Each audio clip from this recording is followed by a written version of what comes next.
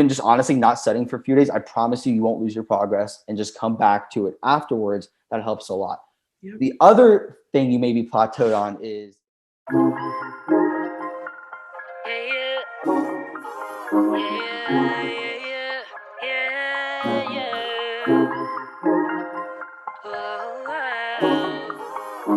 Hi guys, welcome back to my channel. So today's video that you're going to see is going to be the video with Brad. Brad is my LSAT tutor. You guys are like always asking me, who was your tutor? Why was he a good tutor? Did he help you? How much did you improve? All of that. So in this video, Brad's going to give you like all his tips. I asked you guys on Instagram to like send me some questions that you have for a Q&A. So he's going to go through all of those as well. So yeah, don't forget to like, comment, and subscribe. And I will see you guys at the end for an outro. So guys, we have Brad on my channel today. Brad was my LSAT tutor. You guys like ask me under every single video who my LSAT tutor was. You DM me about Brad, I send you to him. So I figured it was about time to have Brad on my channel so that he can, you know, tell you guys about all his services, answer all your LSAT questions. So Brad, if you want to introduce yourself.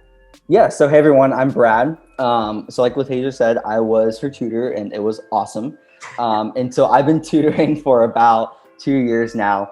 And so I offer one-on-one tutoring. You know, I sell video courses as well for people, you know, that want, you know, maybe a cheaper option or just, you know, more time flexible option. I do, you know, all the law application stuff. So I edit personal statements and diversity statements and addendums. So I try to be a one-stop shop for just tutoring and all the application help. But it's an awesome experience. I love it. It's super fun. Getting to make those individual one-on-one impacts and seeing how far people can go. Like, you know, Latasia herself, I mean, she's gone so far, and I think everyone can really do that if they want to. So it's a really cool thing to be involved in. So yeah. Definitely. He was definitely a great tutor, if you guys are wondering. I mean, I wouldn't have him here if I didn't think he was a great tutor. So, yeah. So we got a lot of questions on Instagram. So I guess we could just go through these. I guess we'll start with the more general questions first. Cool.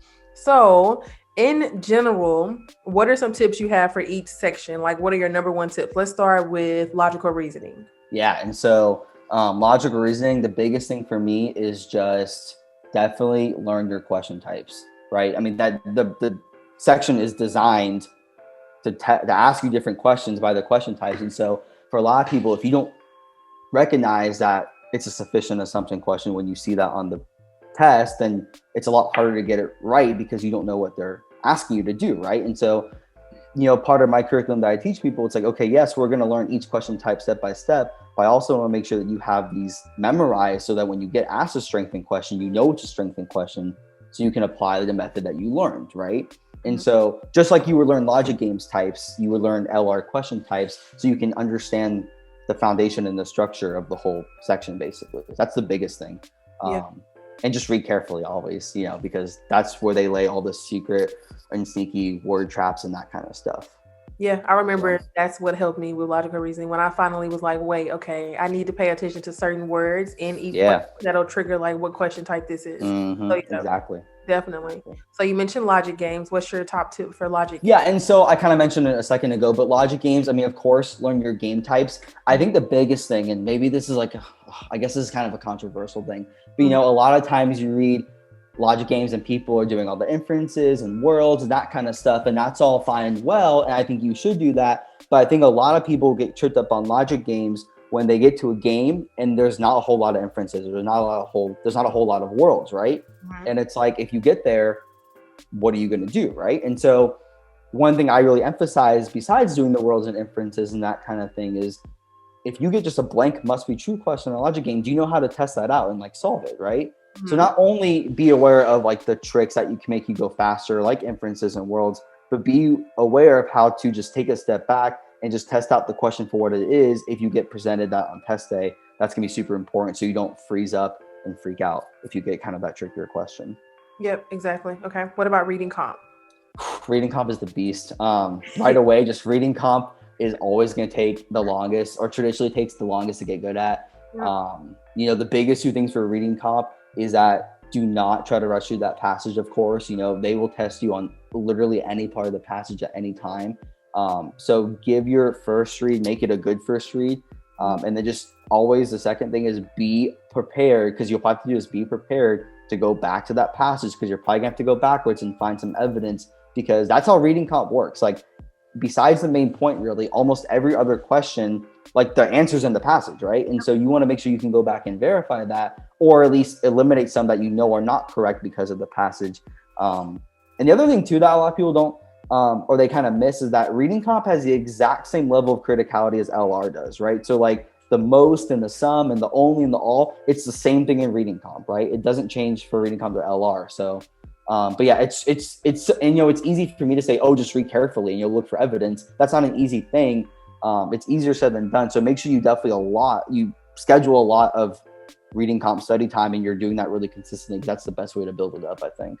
Yeah, definitely. Like, that's what I would do, because with reading comp, like, I started off really bad, but I think I ended up like getting down to like -2, -3. And I'm pretty sure it's because, like, even on the days I was reviewing LR, LG, I would always do a reading comp passage. That's why. Yeah, I think reading comp is boring too. And so you don't want to study it, but you kind of need to study it all the time. And the solution to that, I think, honestly, is I say, okay, if you don't want to do reading comp, fine. But you, like you said, you have to do this consistently. So what I need you to do is, you can have your main LR and LG study days, but can you at least give me one passage a day, right? Yep. If you can do that, it's only like 15 minutes. It's not that bad. You can get through it, and at least you're getting consistent practice. And if you want to have a heavier RC day, of course, you may want to do that every now and then. So yeah, cool. So I'm just going to go down the list of questions. Yeah, there's some we'll skip them. But first question is, how do I review more effectively? Oof, yeah. And so there's different methods for the reviewing. The most popular one, I think, out there is blind review. And that's where you do your time section. And then once you do your time section, you don't check your answers. Mm-hmm. And then you go back and do the ones you think you got wrong untimed. And so that you can give yourself an analysis comparing the first answer you picked timed and the second you picked untimed. And that can expose a lot of timing issues or just thought issues. So when I studied personally, I did not use blind review, and that was just a personal preference thing. I basically would do my section, whether it was untimed or timed, and I would just go and say, okay, I picked C here, but the answer is A. And as long as I thought I could say, okay, I know why A is right now, I know why C is wrong, and I know why my thought process is wrong, and I can think about how I can prevent that in the future, I felt pretty good about that. Yeah. And the review guide I have on my website too, I'm just spitting this out because I have that review template on my website. That is basically mimics that thought process I went through. And so for the best way to review, I encourage people to experiment with blind review. It's an awesome review method. Experiment with not doing blind review, and whatever gets you to learn the most, that's what you should use, right? Exactly. I feel like the majority of your LSAT progress comes from the review and not so much the drills itself. It's what you learn from those drills. Yep, exactly. Okay, we forgot to mention this, but what was your LSAT score? Oh, 177. Yes, I knew, but tell everyone else. Yeah, so 177. Yes. You took it one time, right? Took it one time about 3 years ago, yeah. Okay, exactly. So next question is tricks for getting quicker at logic games. Yeah. So of course, and so there are, of course, those tricks where, you can use previous diagrams, which you should be doing, make sure you're at least writing stuff down and not doing mentally, which oftentimes takes actually less time just to write out the diagram instead of trying to figure out in your head. But write stuff down. So one, you can use those previous diagrams. You get a better familiarity of how the game works. And so I think using previous diagrams, if you can make inferences, that's awesome. If you want to make scenarios or worlds, that's awesome. But the overarching question of how to get faster, especially if you're really slow, honestly, the answer is just do a lot of games, right? Games is a new skill. You don't grow up learning logic games or anything. So when you get in there, it's going to be foreign to everyone. My first game section I ever did, when I actually tried it after reading some stuff, it's like an hour and a half long, missed like half of them. That's just how it is, right? But you just do them over and over again, even familiar ones again, and you just learn how it works. And the more you learn how it works, the faster you get. It's just like learning any other skill, really. Yeah. Someone else asked about for reading. I guess this is for reading comp. They said, what can I do if I struggle with time? Reading fast is my biggest obstacle. I don't know. The tricky thing about that is, I don't think the answer is necessarily read faster. Mm-hmm. If you're a very, very, very slow reader, like you're taking like 10 minutes to read the passage, then that's a separate conversation. But when most people say they're reading slow, they mean like they're taking like a minute or two extra than what they want to be. And I don't think the solution is necessarily to read faster, though I think the more reading comp you do, you'll get faster naturally. Your reading skill will just increase. Yeah. But again, the only thing you don't want to do is rush. What I tell people for LR and reading comp is take the time that you need to understand that passage or stimulus, right? Yeah. My thing is like, because here's the thing, if you don't understand the passage, you're going to spend longer on the questions because you don't know what's going on and you're going to get them wrong anyway, right? You got to go back and look. Yep. Exactly. But if you'll just take your time and make sure you have a great understanding of the first passage or the passage when you read it the first time, when you do those questions, you'll be able to knock off the ridiculous answer choices more quick and you'll probably get it right, you know? So invest that time up front when you're doing the reading, and theoretically the questions should take you less time. Now, again, then if you're still really just not reading it fast enough, the best thing I can recommend is just read a lot, and that can be LSAT reading comp. That can be other dense material. That can just be reading something that you like for fun. Just read, because that muscle also will get exercised in your brain just the more you do it. Yep, that's what helped me. I just started reading randomly. Just quantity. And the tricky thing is, like, you know, when people ask for my advice or even your advice, whoever's advice really, and people say, oh, well, just read a lot more. They go, that can't be the answer. Like, that can't be. There's got to be some trick. And it's like, honestly, no, there's not really a trick. It's just like go do a lot of reading, you know? Read boring stuff. Read stuff you would not normally read. That's the main. Exactly. Yeah. Read that heavy material. You know, people mention like The Economist or any dense book really. And you can do that if you want. You know, if you Google, you know, SAT or ACT reading comp, there's a lot of those like free samples online you can do outside of LSAT stuff. Yep. So just do some searching around and figure out what's a good dense piece of material that you can practice. So, yeah. Yeah. Okay. Next question is, what is a good way to break a plateau? Ooh, that's a really good question too. So, I mean, there's a lot of reasons you could be plateauing. Yep. You know, I think the one that people always jump to is burnout. Like, are you burned out? Like, how do you feel mentally? How do you feel emotionally? Are you forcing yourself to study every day? And my answer to that is honestly, just take a day off. I have many students that, you know, they try to study, like they legitimately try to put in 6 to 8 hours a day. I'm like, you can't do that. And, you know, most of them are pretty hard-headed to get through. But once I get through them, it's like, okay, take that down to like 2 to 4 hours or take a week off and come back. It helps so much, right? So if you think you're plateaued because of burnout, I would recommend just honestly not studying for a few days. I promise you won't lose your progress, and just come back to it afterwards. That helps a lot. Yeah. The other thing you may be plateaued on is, if it's not burnout, it might just be the way you're studying, or even what you're using to studying. So, you know, maybe just like it's the case that just the course you're using or the book or the tutor you're using is just not working out for you, right? And if that, like, it might just be like you need a different perspective. And so be open and willing after some time to explore different perspectives. Or, you know, it might not be the material you may be using is great, but it's how are you studying? And so if you think the issue is how you're studying, I would recommend just talking to someone like me or any other tutor or someone, you know, who has a good knowledge, and tell them what you're doing on a day-by-day basis and see if there's anything that's to be adjusted to help break that plateau. Yeah.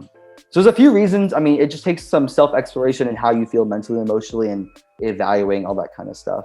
But it's usually one of those 3 reasons: the burnout, how you're studying, or what you're using to study. Yeah, someone asked about that too. They said, if I'm in an online LSAT course and I'm not understanding the material, when should I get a tutor? I would say at least probably talk to, I mean, if you're not understanding it, I don't want you to waste time. I would probably just talk to a tutor. I'm not sure if you necessarily need tutoring sessions, but at least talk to a tutor so they can point you in a decent direction. Hopefully they don't try to sell you like just services immediately, but like talk to them and say, okay, well, I'm in XYZ course. It's not working for me. Are there any other courses that might fit my learning style better? Or do you think sessions are the best way to go? And talk to multiple people too, because they might give you different advice. But I would say, I mean, if it's not clicking for you and you've given like a really genuine try, then don't waste any more time. Just go on. Yeah, no, that was my situation exactly. Remember, like I took the Power Square course twice. And I think, and when I came to you, I was in maybe towards the end of the second time, but it was just like, I had learned, it wasn't even that I wasn't getting it or anything. It was that I had learned everything I could learn from the Power Square course. Like, I think I had already got the games, and I was like, okay, I'm like plateauing. Like, this course is not teaching me anymore. I'm tired of doing drills. I need to do something different. So that's when I came to you. So exactly. Yeah. Definitely. Cool. So another question is, how do you bridge the gap between your untimed score and your time score? I love this question so much. Yeah. And so one of the biggest things, including myself, and I think if everyone's tried timing, they can empathize with this. You're doing your untimed stuff and it's all going well. And then people say, Brad, I'm going to take a practice test. And I like all of a sudden have like these red flags all over the place. Cause it's like, listen, if you go from untimed, which usually takes a while, right to 35 minutes is going to shock your system, right? And you're not going to do well. Most time you're not going to do well, and that's just how it is. And so people will do that. They'll go right from untimed to a 35-minute section or test, and they just completely get discouraged because they're doing like 155 untimed. They take that test and they get a 145. And it's not because you haven't learned anything. It's literally just because you went from doing something very slow to very fast. That's not how learning works, right? And so if you assuming you don't have time accommodations, assuming you're a regular 35-minute test taker, I always say, okay, do your untimed. If you like your untimed accuracy, give me like a 50-minute section, right? Because what that's going to do, it's going to allow you to feel the pressure of a clock. Because 50 minutes is still going to be, you're going to feel it, I promise you. But it's not going to be at the same intensity, right? So you can feel that clock pressure, but you can still say, you know what? I have like over 3 minutes per question. I got this. Let me just slow down and breathe and work this out. And then, once you get used to that and you get a good accuracy there, you can bring it down to 48 minutes or 47 and 46 and so on. And you gradually go down to 35. And that's a much smoother process than trying to brute force a 35-minute section right from the beginning. Yeah, that definitely makes sense. So someone had a question for reading comp that said, do you read the stimulus or questions? Oh, no, never mind. It's two separate questions. The question is, do you read the stimulus or question first for logical reasoning? Ooh. So here's the deal. When I was studying myself, I did stimulus first, and that's literally just because PowerScore told me to, and a few other companies told me to. And then so my answer is right now, I guess I would probably read question stem first, but I honestly have students do either. I can't remember which one you even did. I think you did stem first, but I don't remember. Yeah, you did STEM first. Yeah, I have a lot of students do STEM first. I have some do stimulus first. Here's the deal. There's arguments for both. My thought is as long as you understand that stimulus when you read it and you know what the argument is saying, and then as long as you know what question type is being asked when you read the question stem, it shouldn't really matter. It should just be personal preference. Yeah. I think most people are going to say question stem first because I can know what question they're dealing with first. And because, I teach LR by question type, I think a lot of my students tend to gravitate toward that. But I never tell anyone to do question stem or stimulus first. I just let them do whatever they want. As long as you don't read the answer choices first, you should be fine for LR. Yeah, exactly. It's really just your personal preference. Yeah, some people do that, and I'm like, why? You don't know what you're reading for. So what's I wouldn't do answer choices first ever. Like that's not going to help you at all. But I mean, for some people, it makes sense to read that paragraph and then get the question in their head. And some people want to know what the question is first before they go in and attack it. Yeah. And so experiment. Honestly, you might find it doesn't even make a dent in your score or a difference in your score at all. So it's really just whichever one you prefer, honestly. I did stimulus when I was studying, but now I'm not sure which one I would do now if I did a section. Yeah, it just depends on you, honestly. Yeah.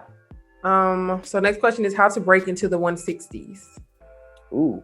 So tougher question because if you're in the 150s, you could be weak at a lot of different things. But I think the fastest way would be firstly, make sure your logic games are in good shape. It's like and you don't need to have a perfect score, but man, having that -0 in logic games just helps you so much with your score, or even like -2, -3, whatever. But if you're just good at logic games and just having that set in stone, that's amazing. And so on that current LSAT Flex, you only need to get about 18 right or so to get a 160. And so, I mean, you can do it that way if you want to say, you know what, I'm just going to make sure I'm pretty good at all three sections. I'm going to do that. That's fine. But honestly, most people in the 150s need to get their logic games and their logic or reasoning together first before they attack reading comp, which is usually the last barrier to attack. So make sure your logic games are really good, and make sure, you definitely know like your LR question types and how to solve everything, and you have your weaknesses, you can work on them.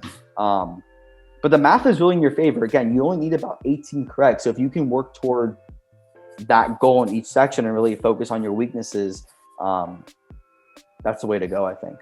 Yeah. Okay. Someone asked about getting from a 165 to a 175. They said they're not getting a steady score. Like they're in that range, but I think they want to end up at a 175.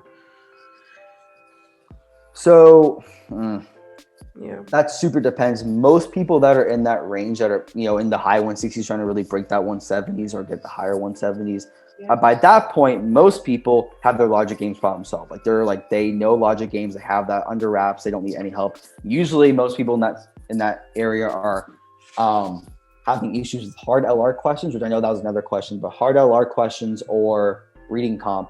Mm-hmm. If you're really struggling with hard LR questions, the goal is to get you basically perfect on logical reasoning. So I always recommend taking questions 15 to 25 in a section, those hard last 10, and just doing them untimed. And if you can't get a -1 or a -0 on that, then review and keep doing that until you get, I mean, that's honestly what I did. Like I was like at a -7 for LR timed, and I was like, screw this, I'm not doing another time section until I can get a perfect score on LR untimed. And so I took a month and just did that. And then once I did that, my time section became a -2, right? And so at that point, usually even if you're at a 170 or whatever, the timing is not even a huge issue for you most of the time. It's usually just you're finishing in time, you're just not getting the questions you attempt correct. And so first off, make sure you get them right untimed, because if you can't get them right untimed, then why would you think you can get them right in 35 minutes, right? And so and that's true for reading comp too. Back up, make sure you're getting almost near perfect scores untimed, and then you can even do that same clock process, put on the 45 minutes and put on the 44 and bring it back down to 35 over time. Yeah. Okay. Yeah, because someone asked, they said, how do you manage to tackle the hardest 4 to 5 logical reasoning questions in the section? Like, I guess if it's not by question type, it's that drill. I told you, I say again, isolate untimed 15 through 25 and do them untimed. It makes sure you have a good review process and try to have takeaways from your review, and then you keep doing that over and over again. This is the other thing too, honestly, when you get to that range, nothing is going to change overnight. Honestly, like that's where people get stuck for a while, but I promise you, if you stick with it, you will get past it. It just takes some time. So if you don't see improvements like in a week, it's okay. Just keep doing what you're doing. Eventually your brain's going to learn all the little pitfalls that happen on the test with reading, comp, and LR. Yeah. So I guess would your advice be the same? Someone else asked, what's the best method to drill logical reasoning and logic game questions? I guess just, I don't know. I mean, yeah, it depends. I mean, if that's the same issue, if you're a beginner drilling LR and LG, then I always say if you're just starting out, then drill by question type for LR and by game type. Honestly, just drill by type. Just make sure like you feel good about strengthening questions before you try to do them in a mix and switch gears. I always start with like my general outline for LR is like, okay, first learn your question types and make sure you know how to do each one. So I take someone to make conclusion, then paradox, and strengthen the weakness, and so on and so on, and say, okay, all your drills by type were good. Now what we're going to do is mix them all up in one untimed section, see if that carries over. And then from there, it's like, okay, you got a good score untimed section. Can you do that in 50 minutes? And then of course we do that clock bring down again. But it starts from just making sure your question types, and you can get all the question types pretty good accuracy by themselves. And I would say the same is true for games. Like, how are your simple ordering games? How are your double ordering? How are your grouping games, and just drill by type until you feel comfortable with each one. Then you can mix them up, and then you can start doing it timed. Yep. No, that makes perfect sense. I'm pretty sure you told me the same thing. Yeah. Yeah. I don't know. Also, I guess a tip that I would say is that if you have a tutor, listen to them, because I didn't always listen to them. I love that though, because it's so true. And you would be like, the next session, you would be like, so you didn't do that? I'm like, no. So yeah. Well, just like, I mean, yeah, I don't know. People don't listen always, and that's up to them, I guess. I don't know. I don't know. They just don't. It's fine. Yeah. The other LR tip I have for drilling, I forgot to say this, is that my favorite way to drill LR, if you're doing mix or by type, is to do do one set of 5. So let's say you're working on strengthening questions. Do 5 strengthening questions. Don't do 30 in a row. Do 5, review, see what mistakes you made, and then try to take those takeaways from that set of 5 and apply it to the next set of 5. Yep. Right? So you're kind of doing an active drilling process instead of doing 30 and saying, oh, I missed 2. Okay, I guess I learned my lesson. No, but you can learn your lesson and apply it to the next set and see how it goes, Yeah, definitely. Oh, we skipped this one, but I guess we should have did this at the beginning. How do you start studying for the LSAT? Yeah, I think, again, depends on the person. I think the first thing you want to do is take a diagnostic test. And, some people say that you shouldn't take a diagnostic because it's like almost everyone scores in the 130s or 140s for a diagnostic. So we pretty much know where you're at. But I think that's not even the bigger point. I think the bigger point for taking diagnostic is not to see what total score you get, but to see what you're scoring in each section, right? Because you can get 145 by getting 15 in LR and 0 on games, or you can get a 145 by getting like 10 correct in each, right? And so I like looking at that score report so I can say, okay, you're actually really good at logic games, but not so much here, or maybe it's all even, right? And then honestly, I would literally, if I could do my studying over again, I would talk to like a really qualified tutor who's just not going to sell me on their services, but like talk to someone is willing to talk to you about different options. It's different because like, honestly, I don't even recommend people start tutoring right from the beginning. I think that's kind of like you can learn basics other like elsewhere for cheaper probably. So it's like, but if you're struggling on games, I might recommend something like 7Sage. But if you're not struggling on games, I might recommend something different, right? Yep. And so that diagnostic score lets me see where you're at in each section, and that can give me the best way to recommend what you should start with. Is Power Score going to be good for you? Is 7Sage, LSAT Demon, whatever it may be that you need help with. Yeah. So. Okay. Another question is, what are the most commonly missed things on the LSAT? So I guess like, what do you see people struggle with the most? Reading comp as a default, something everyone struggles with. But more specifically, in logical reasoning, if it's not just harder questions, the question types people struggle on the most definitely must be true. Yeah. That's always a thing. And then, usually the 2 assumption questions, sufficient, necessary assumptions, and maybe flaws. That's a really common thing for LR. And then for logic games, people really struggle with a lot on mixed setups, the hybrid games. Mm-hmm. And the reason I think that is just because every hybrid game is different, right? So a hybrid game by definition is just a game that's a combination of ordering and grouping, but that can be done in so many different ways. And so the problem is, because there's so many different ways to set them up, people kind of lose their confidence on whether they're doing it right or not. And so I see a lot of people struggling there as well. And I think the answer to that is just the more you do, the more comfortable you get with different setups and how they all look and how they all feel, that confidence will come back as well. Yeah, definitely. Someone had a very specific question. I guess, how long should you study if you want to improve by 22 points? 22 points exactly. Well, depending where you apply that 22 points, I guess the one that goes right to my mind would be from a 148 to a 170, which would technically be 22 points. Yep. And that one I would have to say 6 months, because just getting to 170 in general is a bear. Honestly, if I take those 22 points and shift them, even if I said, okay, let's put you at a 138 to a 160, that would still probably be anywhere between 4 to 6 months. If it was a 128 to 150, I would still say probably 4 months. I guess it shifts slightly less the lower you start, because I feel like most people can learn those basics pretty quickly, which really accelerates their score. But my stock answer is always like 4 to 6 months. I studied for 8, and I thought that was awesome. That was perfect for me. Yeah. I don't like the 3-month advice. That's bad. In conclusion, it's not enough time. Okay. Let's see. What else? Someone asked, so if you score the same test twice, should you keep studying or just leave it as is? So I guess like if you keep getting the same score on the official test, like when should you give up? I would assume never. You just maybe need to take some more time in between. I actually had that conversation with a student the other day, because they actually got the exact same score twice on 2 different tests. I can't remember what the 2 months were. But it kind of depends. I mean, I like your answer where you say just never quit and just keep going for the score you want. There is kind of other considerations though as well, like how many times have you taken already? So I guess if you've taken it twice, I always say, I always feel comfortable with people taking up to 3 times and having 3 official scores. Once you get past that 3 mark, you start getting 4 official, 5. It's not like the end of the world, but it just doesn't look as good, I suppose. Yeah. So there's an opportunity cost there with taking more tests. I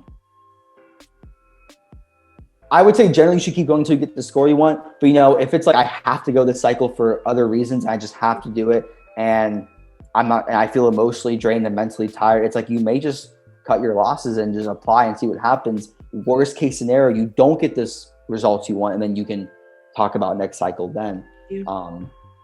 But then here's the other thing too that I try to get people to do. Like, if you take your first test, because here's the thing. Well, that's not necessarily true, I guess. If you take your first test and you get a 155 hypothetically, right? And you don't like that score, don't take it again until you're like consistently PTing at a higher score that you like, right? Now, let's say that person got a 155 first test. They were PTing all their tests 165 and they still got a 155 on their official, right? It was probably just a bad test day. At that point, I would just sign up for the next test and take it. You'll probably get that 165 the second time. Yeah. No, that makes sense. Yeah, I definitely took it twice back to back and got the same score. But like I said, I think if I would have took more time in between, I could have because I would have been more consistent then. Yeah. But for me, I was like, I'm over this. I'm applying. So yeah, I think and it worked out well for you. So it's fine. Yeah, it depends on your situation, I would say. Yeah, it definitely depends on the situation. Yeah, exactly. Um, Someone said, I guess if they have unlimited time to study every day, what's the best study schedule? If you have unlimited time, do not study 8 hours a day. Okay. Even if you have, because I've had people that literally quit their jobs to study, and that's not necessarily the worst thing. It's fine to do that, like it's fine, but that just because you have all the hours to study does not mean you put all the hours into study. Again, like you need a study plan that is sustainable. So I don't care if you have all the time in the world. I will never recommend, under rare circumstances, I will almost never recommend going over 4 hours. Yeah. Okay. Right?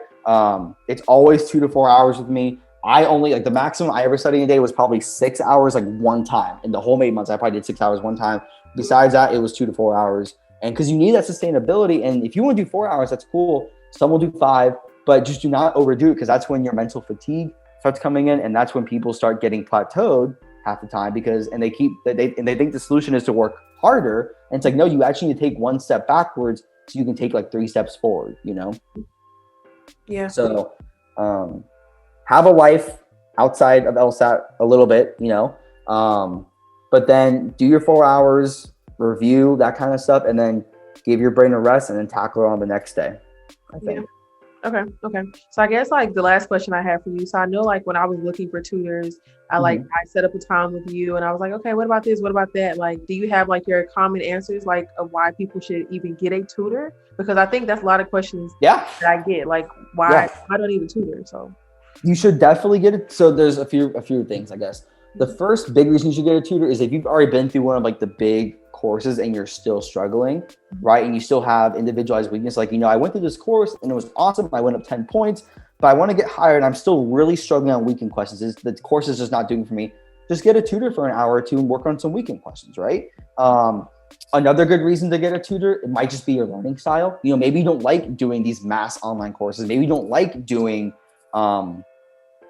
classroom classes or reading from a book. Maybe you just like having that one-on-one feedback, and you just want to get a tutor from the start, and that's not a bad thing either. Those are two good reasons. Or if you feel like you're just really struggling, or you have a situation where I keep getting a 155 for the past 4 tests and I just can't break it. I feel like I'm improving on my drills but not on my tests. Like when you have those specific problems that you want to talk to someone about. And hopefully most tutors, like, it should be a thing where like, just because like you can talk to a tutor and not sign up for tutoring sessions. Like I have people message me all the time, just like just basic questions or just straightforward. It's like, if you have a question, you can message me. I'm not gonna necessarily say, oh, tutor with me, that kind of thing, right? I might if I think it's gonna be good for you, but it just depends. Another thing too is like when you're looking for a tutor, don't talk to just one. Like talk to like at least a few. That's what I would do if I was looking. I didn't use a tutor when I studied, but if I was, I would definitely talk to multiple and get their prices, get their personalities. That's probably the biggest thing, actually. Forget the price for a second. Personalities and price is important, but personality is probably the number one thing. I don't care if they charge $10 an hour or $500 an hour. That'd be ridiculous. But the price. Don't go for like a free tutor or $15 tutor if they don't match up with you, right? Because you're not gonna make progress. I've seen people. I've heard of students thinking like there's like $30 an hour tutors, which is fine, but it's like they do like 4 sessions a week with them and they're not making headway. And it's like if you would just have like 2 sessions with probably someone maybe a little bit more expensive but better for you, you might make so much more headway in just those 2 hours than you would like in 40 hours. So again, just talk to different people, get a feel. Obviously, there are budget limitations, of course, but like talk to people, get a feel, find your best fit. Don't be afraid to ask like the free consultations and the phone calls or whatever.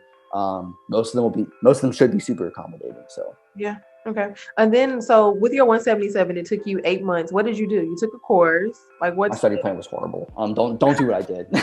Do not do so. No, so I did not take a course. So I bought the 3 Power Score Bibles. And the first like 3 months, I read all 3 Power Score Bibles. I did not take a diagnostic either. But I read all 3 Bibles and I took a lot of notes. I had like a binder, and then I read the LSAT trainer, took a lot of notes, still had the binder. And then that was when I took my first practice test where I did 35-minute sections, but I took breaks between like all the sections. I kind of cheated, but that turned out to be a 172 and that was awesome. I was like, holy crap, that's so super cool, right? Took the next test, it was a 162. I was like, okay, wait, no, I'm getting better, but there's a lot of fluctuation in the beginning, right? That you got to deal with. So like, okay, I guess my project is I know I can spit out a 172. I just did it, but like, how can I make sure I'm always doing that, right? So the next like 5 months were me really just doing a lot of untimed sections, a lot of just reviewing, make sure I was consistent, and making sure I was ready to handle basically any curveballs I got.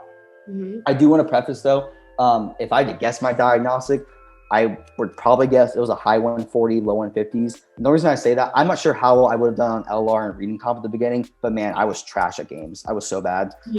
I just did a lot of games for a month out of like books and stuff, and I got better, but those games were tricky in the beginning. But I would not recommend that for a few reasons. I don't like the one things if I could have gone back and changed, just because people may be wondering, is I would not just read books for 4 months or 3 months. I had a good luxury of time, so I was just lucky it worked out like that. But I would not just read books for 3 or 4 months. I would definitely involve drilling in there. I would definitely involve maybe a PT or two in the meantime. The other thing I didn't do is I never actually took a full PT before my real test. And that was a bad idea too, because on my real test, that 5th section was tiring. I just did time sections a lot of the time. So just make sure you're doing your practice tests. Make sure you're doing drills. Don't just read forever. Eventually, you actually got to put what you learn to action. The one thing I do like about my plan though is I took 8 months. I budgeted that time out, so that was really good for me. I think I couldn't have gotten the score I did if I didn't have all 8 months to really put in the work. So if you're watching this right now and you haven't started your LSAT journey, or you are just starting, or even in the middle of it, just really think about your timeline, what you've done so far. Look at your calendar, look at what cycles be the most realistic for you. But again, I would not try to shortchange the test right now, and this may change in the future, but right now the LSAT reigns supreme in terms of the money you get and where you get into law school. That's just how it is right now.